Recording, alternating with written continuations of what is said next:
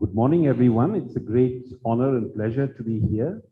First of all, I'd like to comment on the beauty of the campus. It looks so nice, so fresh and lovely in the midst of our great metropolis, a hugely populated metropolis. And it's doubly a pleasure for me because I've known Imran, your Vice Chancellor, for a very long time. And we've been friends for a very long time, and we were in the same cohort as undergraduates at the London School of Economics. So it's great to be here. So today my talk is going to focus on a number of points which are of interest at the moment globally. And, you know, their interest even when you are considering national positions. So one is to do with the status of democracy. The other, which is an issue which might not resonate very much in this room or to the audience who may be watching this, is inequality, because inequality has taken on dimensions where it has increased to the point where it is creating problems elsewhere. And the other thing I'm going to focus on a little bit, which is perhaps less relevant than it was before the pandemic broke out, and that's globalization. So I do have a prepared talk on PowerPoint, and I never stick to it. So I'll apologize in advance because I'll adapt my talk as I go on. And for those of you who are students and are learning how to present things, my PowerPoint is, you should learn from it. This is what you should not do when presenting a PowerPoint. So if you're a lazy person like I am, you copy paste from the texts of the papers that you've written. But if you're diligent as a young person, then what you do is you write a few bullet points and speak to them. Okay. So what am I going to focus on again? I'm going to focus on developments in democracy, the rise in inequality, globalization, and if there's time at the end, I'll dwell on the effects of the COVID pandemic and all of these phenomena. And the PowerPoint, I apologize, is not very clear in making the concatenation, the connection between these things. But I hope that if you listen to the talk, you will see the connection. So first of all, what I'd like to do is I'd like to take you through very briefly the concept of something called the liberal peace.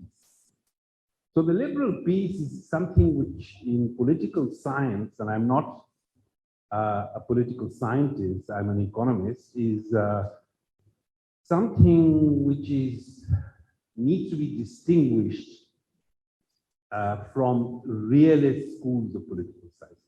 So the realist school of political science is that, you know, the world is composed of nation states.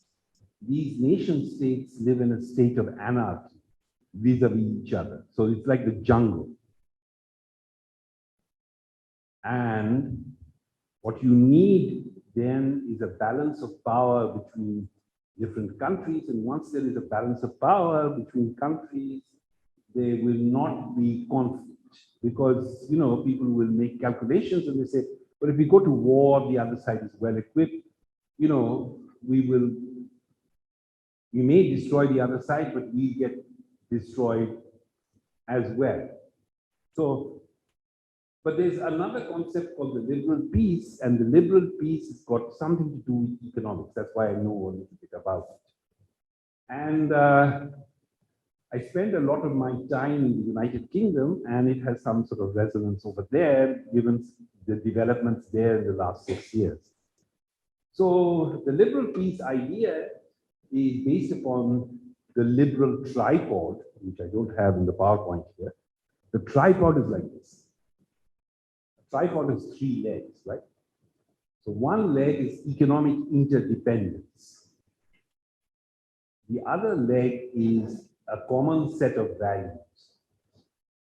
Mainly, let's just say, a common set of democratic governance values, and also the common membership of international organizations.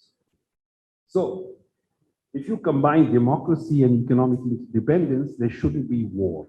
That's a little summary, right? So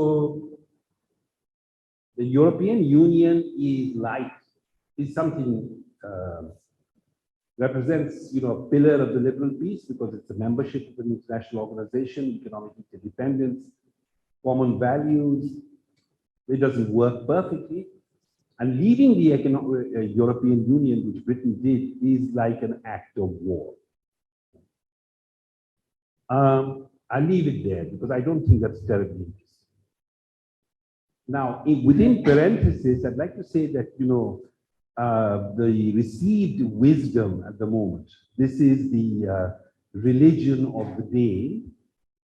It's not a religion, I don't mean a religion, but we are told and we are asked to believe that the long-term growth prospects for a country depend upon the quality of its institutions. So this statement is ex cathedra. In other words, it comes out of, it's a pronouncement by economists from universities and research centers where we have to believe, even if we disagree with them, or even if it's a tautology. So, the idea over here is that with a country like Bangladesh, which is doing very well, and what are its long-term growth prospects? Okay, economic development growth prospects. And economic development is not just about growth, but without growth, you can't do all the nice things that you wish to do in terms of health, education, the empowerment of women, and so on. So, economic institutions and political institutions are very central to promoting growth in the long run. Now, growth in the short run, as individuals in the nearby planning commission will tell us, depends upon the pursuit of the right policy. But that's in the short run. In the long run, we are told that growth depends upon good quality institutions. The next question is, what are these institutions? And I won't go into it, but I can come back to it in terms of the Q&A. But as you can imagine, it pertains to good governance. Does it pertain to democracy? I'll come back to that. Does it pertain to, if it's governance, what are the types of governance which are the most salient, the most important there? Well, most studies indicate that the most salient governance aspect is the rule of law and the enforcement of contracts. And of course, if you're imaginative, you can think of countries which grow very fast where the rule of law and the enforcement of contracts are perhaps on paper not as good as they should be. Right. Okay, then we come to the thorny issue of globalization, which is, from 2020 and the beginning of the COVID-19 pandemic has become an issue which has been overtaken by other events, the pandemic itself, and of course, what's occurring in Eastern Europe or Central Asia at the moment, the war there. Right? So there are those who oppose globalization from the standpoint of mainstream economics, and of course, no one will disagree with them at the moment. But 10 years ago, 20 years ago, they would. Okay? So what is globalization? Globalization is, it's not just trade, increased international trade, but increased international finance, foreign direct investment. But above all, it's about rules. It means that essentially two things. It means that the domestic social contract has to be made subordinate to the rules of globalization. And I'll come back to it. It also means another thing, which is best described by the title of a paper which was published about 30 years ago. And the title of that paper is a rhetorical question addressed to the labor force in the United States. So imagine you're 30 years ago in the 1990s, the president of the United States is Bill Clinton. So the title of the paper, which is a rhetorical question, is, are your wages being set in Beijing?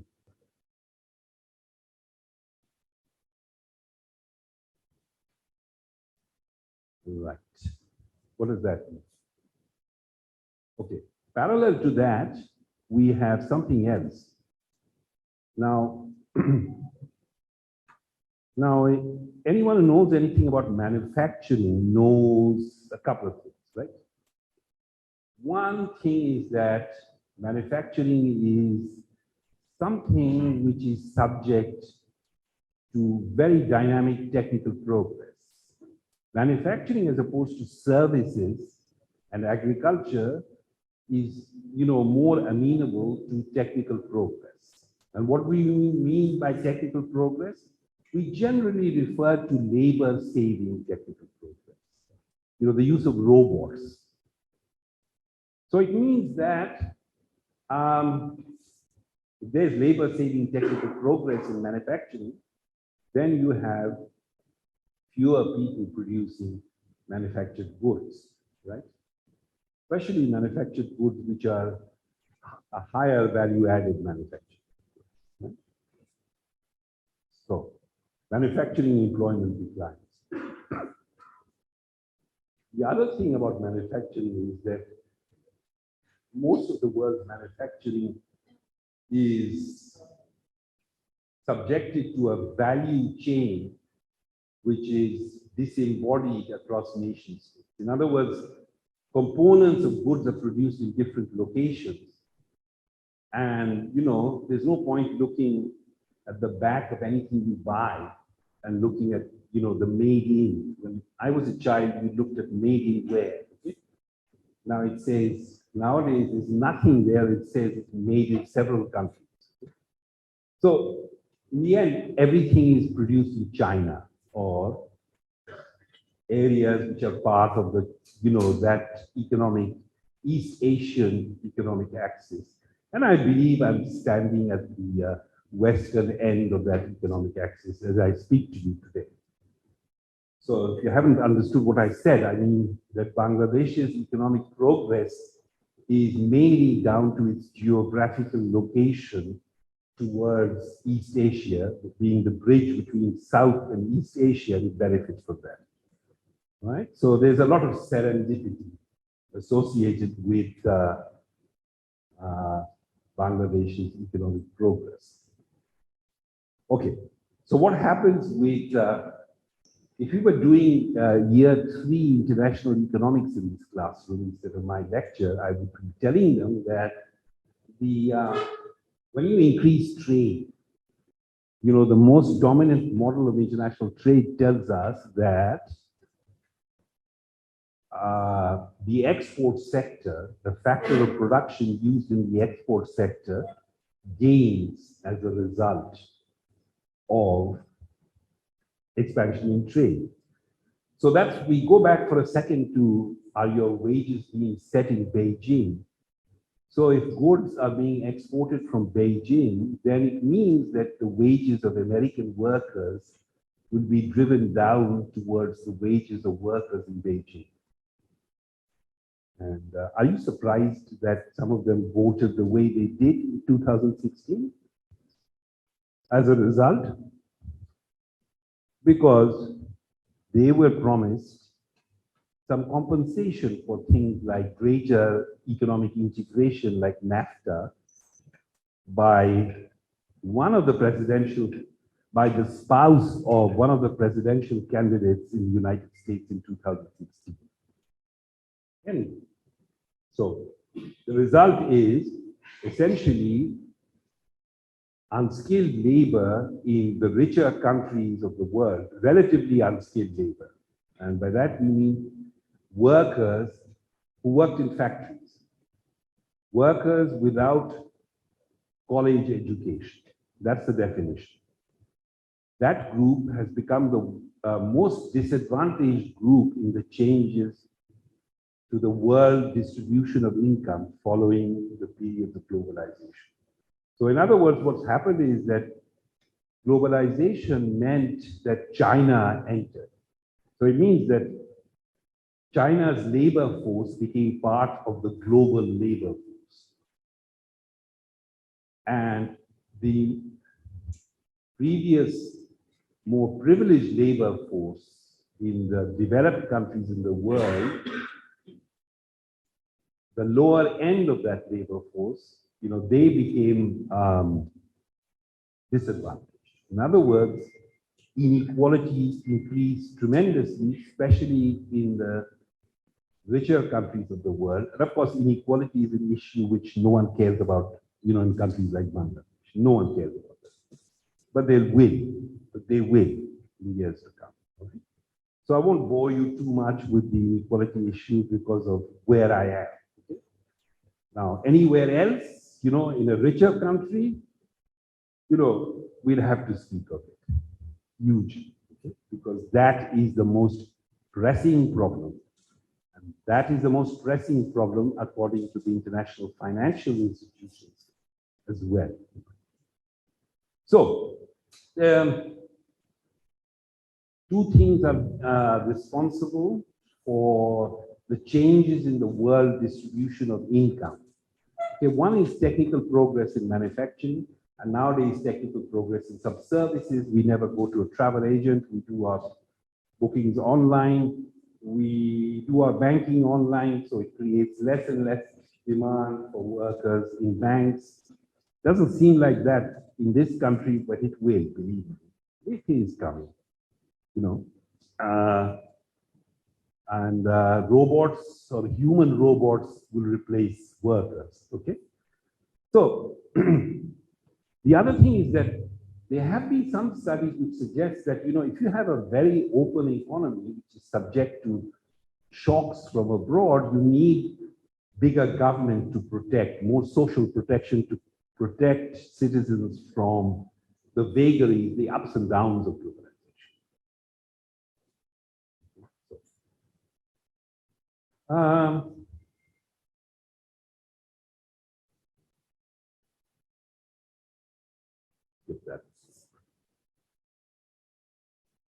Right. Now, there are people who are thinking a little bit, what's the discourse in democracy? How is that developing nowadays? Well, for 30 years ago, at the end of the first phase of the Cold War, maybe we are witnessing the beginning of a new Cold War, but the old Cold War ended roughly shortly after the fall of the Berlin Wall in 1989. So then there was this third wave of democratization. It was welcome. Okay? But then, other people like Fareed Zakaria coined the term illiberal democracy. Okay? Now, democracy is not just about process. In other words, it's not just about multi-party elections, but it's a bit more than that. It's about respect for minority rights, respect for the rules, not crushing the opposition, and so on. So we have to distinguish between electoral democracy and liberal democracy. And let me tell you, I'm going to come back to it. liberal democracy is on the decline everywhere in the world. Right.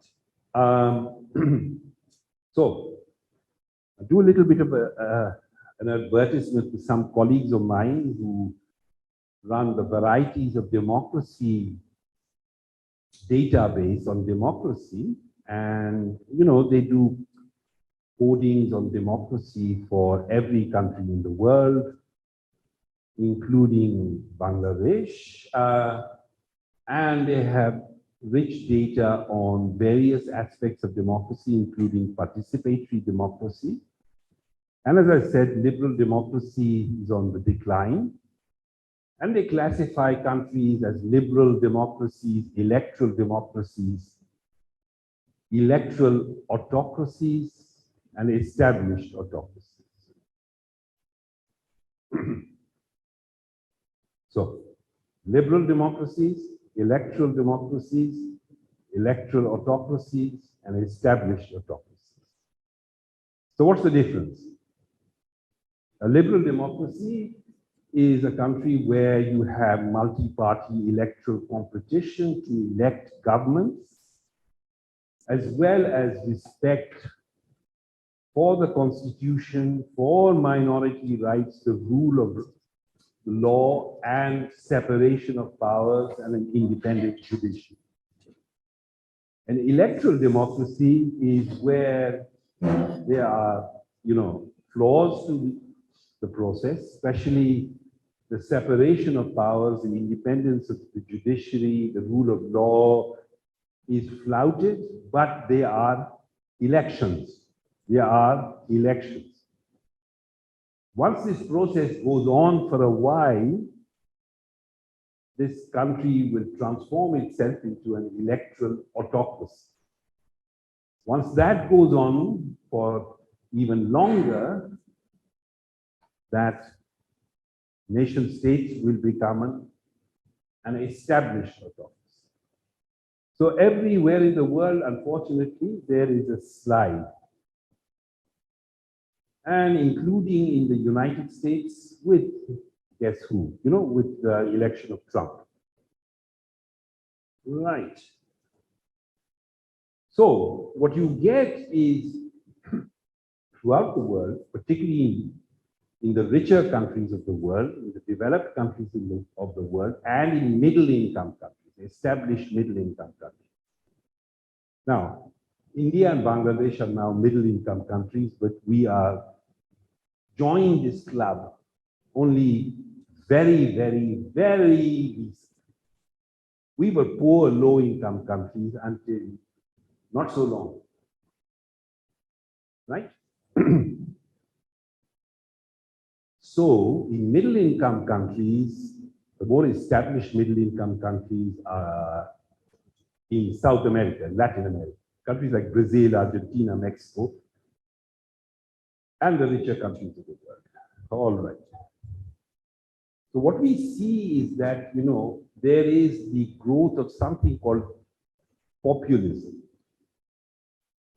And populism is a little bit different from an established autocracy.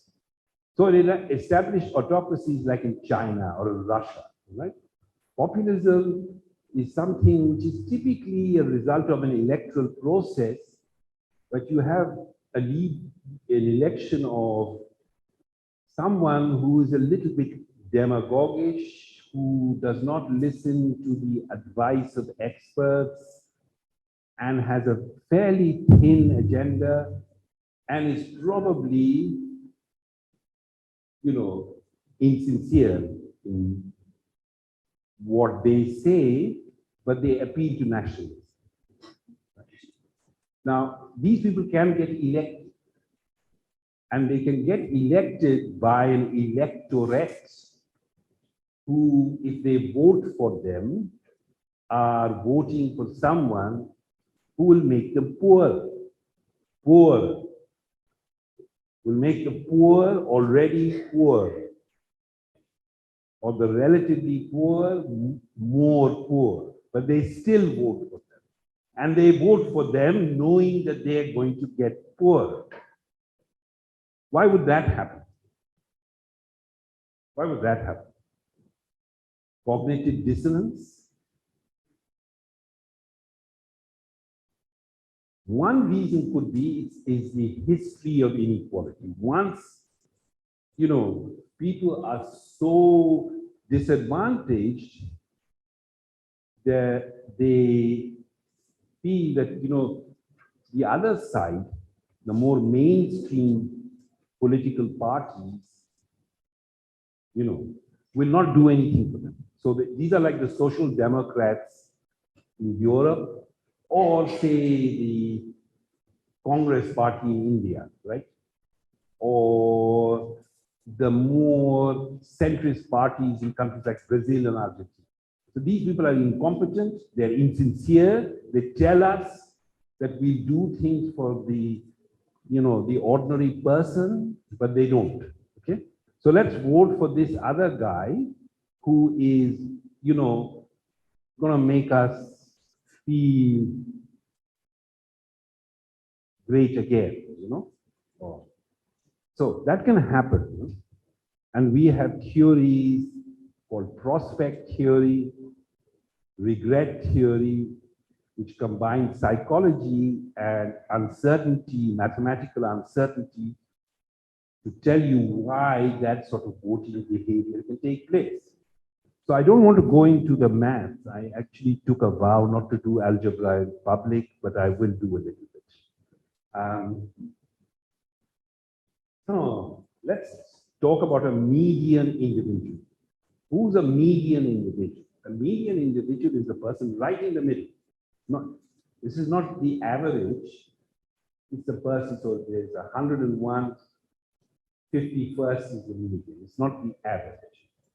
So in a society where the distribution of income and wealth is unequal, the median person's income will be below the mean or average income.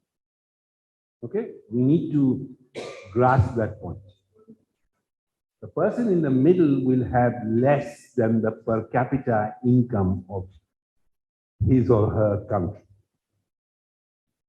So in that sense, I could loosely define this person as poor because he or she has an income below the mean average, the median individual. So the median individual is got two prospects, okay, given by that equation. The two prospects are defined by probabilities. So pi plus 1 minus pi is, the world of exhaust the possibilities. This is a simple example. There are two possibilities. So one has a prospect of half, so pi is equal to half. The other is another half, so 1 minus pi is another half. So in one prospect, he gets, a lower income through less redistribution and less social protection, but gets more nationalistic public goods.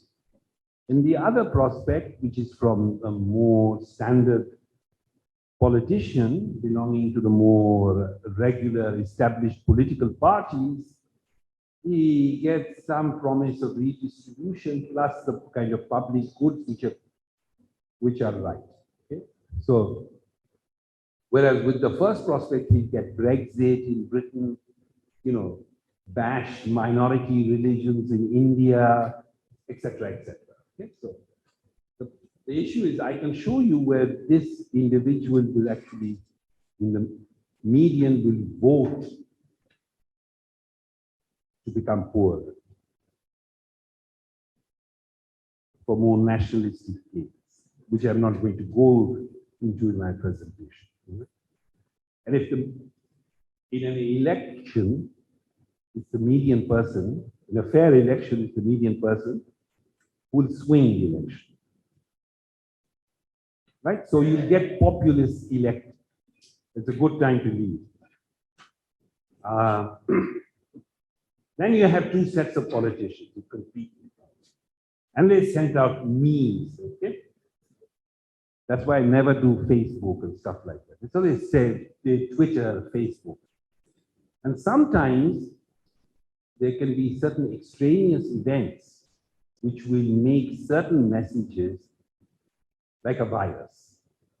It will spread like a virus. And there's a very fine paper after the Spanish flu pandemic of 1919, which looked at, contagion, fatality, which developed the R number, okay? The spread of the disease and then recovery, right? So what can happen is that they're both sending out, they're competing. So these are there are two messages, the message A and message E, from two competing politicians.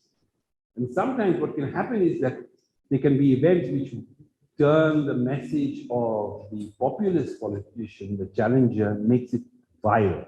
Okay? So this, line shifts up and you move from A to B. So it's just the message from the populist becomes more effective. So that also is part of the voters' process. So the voter is not measuring things like, maximizing their income, but they're also maximizing a prospect. So in many developed countries, it's a return to the 1970s, when people had jobs, prospects, and so on. If you want to understand that, just go to YouTube, listen to a song by someone called Bruce Springsteen called Downbound Train, 3 minutes, but listen to the lyrics, okay? So that tells you the story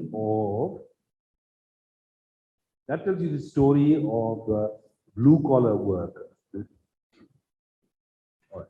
So just as an aside, let me tell you, in the last 40 years, 30 years, or 20 years, changes in the global distribution of income. So there are two sets of gainers, the super rich. Now, we have some periods in history where we have stinkingly rich super billionaires. Now, according to historians, those periods are now. Another period like that was at the height of the Roman Empire, roughly the 2nd century of the Common Era, which in the past was referred to as Anno Domino, but nowadays a more politically correct term is Common Era. Okay, so that's one group. Because, for example, in the US, the top 1%, well, let's say the top 10% in the income distribution own 90% of the wealth of the country. So inequality is staggering. Okay? And the policies of the state are plutocratic. For those of you who are students, what is plutocratic? The origin of the term is, in classical Greek, the word for money is plutos. So plutocracy means roughly government for the rich, by the rich, and for the rich. Apologies to Abraham Lincoln. So the second group which has made progress is you, the middle class in emerging market economy. And the biggest losers is the guy about whom the song Downbound Train is about. Okay? It's about the below medium, the bottom 40%. While I was sort of indulging myself before I came to the lecture, the Pro-Vice Chancellor was speaking to the Vice Chancellor's brother, Sohail, and saying, well, in the United States, people have 4 jobs. The reason they have 4 jobs is because they can't make ends meet. And 50 years ago, they did not have 4 jobs. You know what? When the more initialized they get, the more they're likely to vote for Trump. And you know what Trump does? Makes them poorer, because no one gives a bigger tax cut to the rich. No one has dared do that as much as Trump does. Furthermore, the kinds of and the plutocratic nature of the American electoral, rather the legislative process, any kind of income support during the pandemic for middle and lower income groups in the US has been voted out by the Senate. So that's what I mean by plutocracy. Okay, in the end, you know what? Excessive plutocracy will turn democracy and capitalism into strange bedfellows. In other words, capitalism and democracy will become incompatible. It will have to be some other form. What about the pandemic? Okay, I've done a lot of work on the pandemic, and I looked at the effect of the pandemic on different types of countries. So I wanted to look at populist countries, and with 4 other colleagues, we did work, and we are continuing that work. So our first set of results refer to the year 2020. And in 2020, we find that governments of countries which were populist suffered more from the pandemic in terms of, excess mortality. They had greater citizen mobility, in other words, and later lockdowns. Citizen mobility means you don't wear a mask, okay? You don't do physical distance. I don't think we should use the term social distancing because that refers to the, practices of South Asian religions where people who are from an inferior social status had to social distance from people of a higher social status. Just 5 minutes. Okay. So initially, the pandemic is going to increase inequality in wealth and income. Okay? In Bangladesh, the group which has been hit the hardest is the informal service sector worker, the rickshaw puller. Okay. But historically, pandemics and wars are like the 4 horses of the apocalypse. They reduce inequality. But that remains to be seen. But there's the other thing is that we have a process of globalization led by the great country to the northeast because of their zero COVID toleration and so on. Global value chains are disrupted. So, going back to the pro-vice chancellor, the 4 jobs have become 3 jobs in America. The people have given up on 1 of the 4 jobs. So there is a decline in labor supply.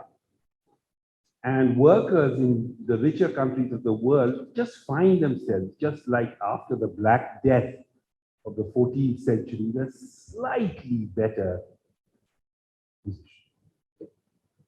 Okay. I should stop now.